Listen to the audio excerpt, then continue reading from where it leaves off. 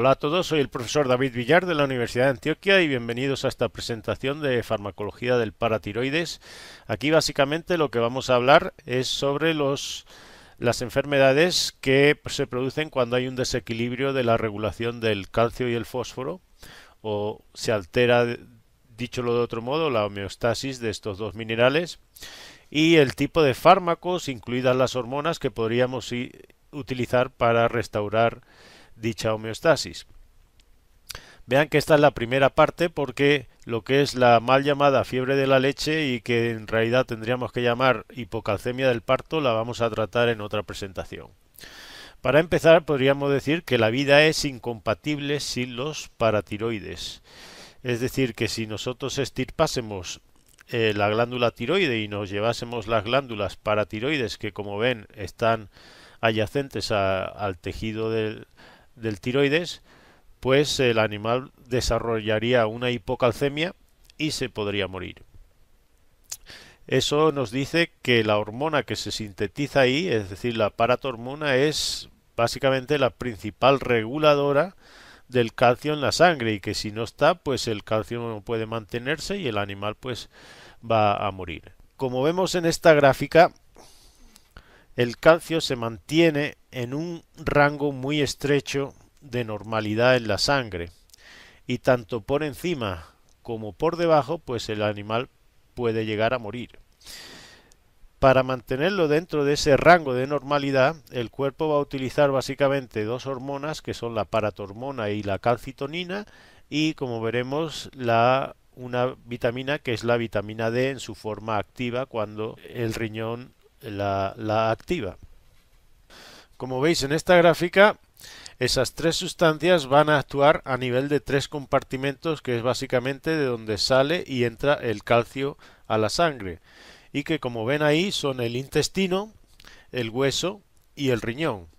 En la figura de la derecha lo que tienen es lo que hace la paratormona y como ven todo lo que hace en los tres compartimentos básicamente es a favor de que el calcio entre en la sangre, es decir, que lo va a sacar del hueso favoreciendo la acción de los osteoclastos, va a impedir que se elimine por el riñón, es decir, que va a favorecer su reabsorción en los túbulos renales y también va a activar la vitamina D en el riñón para que ésta aumente su entrada la absorción de calcio desde el intestino. En esta gráfica lo que veis es que la vitamina D se puede sintetizar a partir de lo que sería el colesterol y como tenéis ahí tiene que sufrir varias reacciones. En una de ellas que ocurre en el hígado se va a hidroxilar, se va a introducir un grupo hidroxilo en la molécula y se va a formar el 25 hidroxicolecalciferol. Y esa no es la forma activa de la vitamina D, sino que tiene que sufrir otra hidroxilación en el riñón y ya se convierte en la forma biológicamente activa. Ese paso lo favorece la paratormona, es decir, la activación de la vitamina D a nivel del riñón. Vean que esto es importante porque cuando tenemos una insuficiencia renal crónica y el riñón está muy lesionado, entonces vamos a tener una deficiencia de vitamina D y se va a producir un hiperparatiroidismo secundario para intentar mantener las concentraciones de calcio en sangre lo más constante. Este dibujo es importantísimo que lo comprendan para entender la patogenia de las enfermedades óseas, que están asociadas obviamente al metabolismo del calcio y del fósforo. Fíjense que el hueso se dice que está en constante remodelación, es decir, que se está formando y destruyendo al mismo tiempo. Por un lado están los osteoclastos que degradan la hidroxiapatita y hacen que el calcio pues se libere del hueso a la sangre y por otro lado tenemos los osteoblastos que lo que están haciendo es depositando tejido osteoide y mineralizándolo. Vean qué ocurre cuando aumenta mucho, por ejemplo, la paratormona en una persona que tiene un tumor del paratiroides. Vean que el hueso de la falange, en la figura de la izquierda, ha perdido densidad. Básicamente la paratormona lo que hace es aumentar, acuerden, la actividad de los osteoclastos. y por tanto la masa de ese hueso disminuye con respecto a su volumen. En la derecha lo que tienen es el mismo dedo, pero un año después de haber quitado el tumor. Se ha restaurado lo que sería la densidad de ese hueso. Bueno, hemos visto qué hace la paratormona sobre el calcio. Aquí vienen también incluidas la calcitonina, que como ven bloquea la acción de los osteoclastos en el hueso y por tanto va a actuar disminuyendo el calcio en la sangre. Como se pueden imaginar, esta sería la hormona que podríamos dar cuando se produce una osteoporosis, aunque como veremos los fármacos que se usan para ello y que en realidad hacen lo mismo que la calcitonina son los bifosfonatos, como por ejemplo tenemos el pamidronato. La vitamina D, que está ahí representada en su forma activa, lo que va a hacer es favorecer la absorción del calcio y del fósforo desde el intestino. Entonces acuérdense que si hubiese una deficiencia de esta vitamina, pues lo que se va a producir es la enfermedad que se conoce con el nombre de raquitismo en animales jóvenes que están creciendo, y en realidad en personas o en jóvenes o en animales adultos se va a llamar osteomalacia. Aquí básicamente al no entrar el calcio en el cuerpo pues no se puede mineralizar el cartílago y los huesos pues se quedan blanditos. No he dicho nada en realidad sobre el fósforo, pero acuérdense que la paratormona favorece la eliminación del fósforo por el riñón, es decir, produce una fosfaturia. Y aunque lo que hace que aumente su producción en el paratiroides principalmente suele ser una caída del calcio en la sangre, si diésemos una dieta con mucho fósforo también se va a estimular la producción de la paratormona para eliminarlo por el riñón. Y eso pues también va a producir una resorción ósea y una enfermedad que conocemos con el nombre de osteodistrofia fibrosa, muy parecida básicamente a lo que ocurre en la osteoporosis. En esta imagen lo que tenemos es una señora que ven que tiene osteoporosis, es una enfermedad muy corriente en las personas mayores, y como ven se ha producido un colapso de las vértebras cervicales y la señora pues tiene lo que se llama como una joroba de búfalo. Si hiciésemos un corte transversal al hueso veríamos que los espacios o trabéculas que hay en lo que debería ser masa ósea pues han aumentado y obviamente pues ese hueso está mucho más frágil y cualquier caída pues va a producir puede producir una fractura en esa persona. En esta y en la próxima diapositiva vamos a ver cuáles son las enfermedades nutricionales que conllevan problemas óseos por desequilibrio del fósforo y del calcio.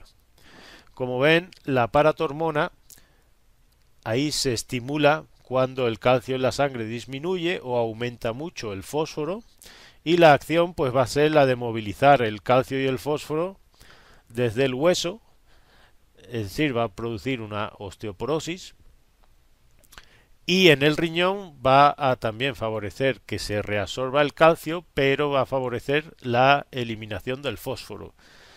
¿El resultado cuál va a ser? Pues que disminuye la densidad ósea de esos huesos, tienen menos minerales y hay un aumento del fósforo en la orina y un aumento del calcio en la sangre. Vean que la calcitonina hace todo lo contrario de la paratormona, es decir, favorece que el calcio se va a estimular cuando el calcio en la sangre está muy alto.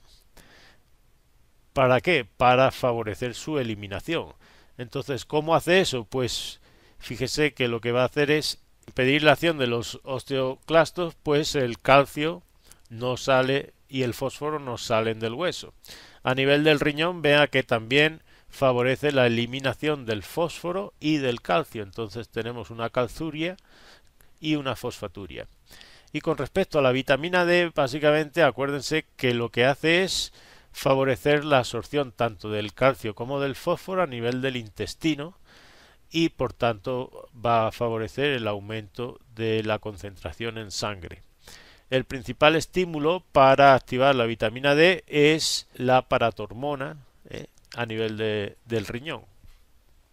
Aquí tenemos las 4 enfermedades óseas que se producen por un desequilibrio del fósforo y del calcio. Las podríamos dividir en dos, básicamente las que aumentan la acción de los osteoclastos por un aumento de la paratormona, que sería la osteoporosis, y la osteodistrofia fibrosa.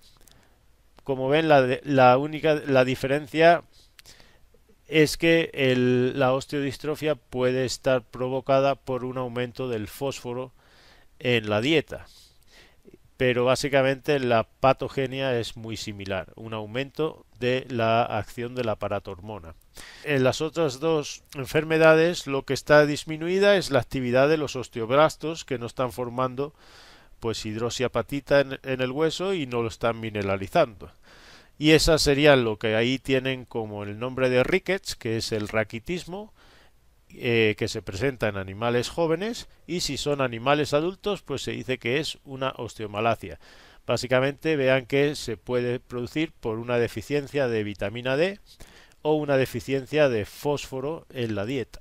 Aquí tenemos una imagen de un caballo que se le dio mucho grano, probablemente de algún tipo de cereal, trigo, cebada, que tiene mucho fósforo, y ven que el corte transversal de la cabeza se ve que lo que sería el tejido óseo se ha reemplazado por un tejido fibroso, por eso se llama que es la enfermedad como osteodistrofia fibrosa.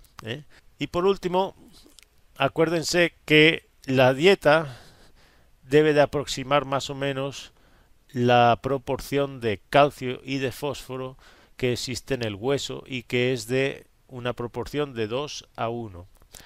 Los animales pueden tolerar un amplio rango entre 1 y 1 y 6 a 1 siempre que la cantidad de cada uno de ellos sea adecuada. Ahí tienen algunas de las fuentes de calcio y de fósforo. La mayoría de las pasturas de herbáceas pues suelen tener poco fósforo y son aceptables en calcio. Acuérdense que en general casi todos los granos de cereales suelen ser altos en fósforo, tienen poco calcio. La alfalfa es una fuente alta de calcio y es aceptable en fósforo, y siempre pues se pueden suplementar la dieta con sales de calcio y fósforo. Ahí tienen algunas como el fosfato dicálcico, el fosfato monocálcico, y que se pueden usar cuando las pasturas pues tienen poca cantidad de fósforo.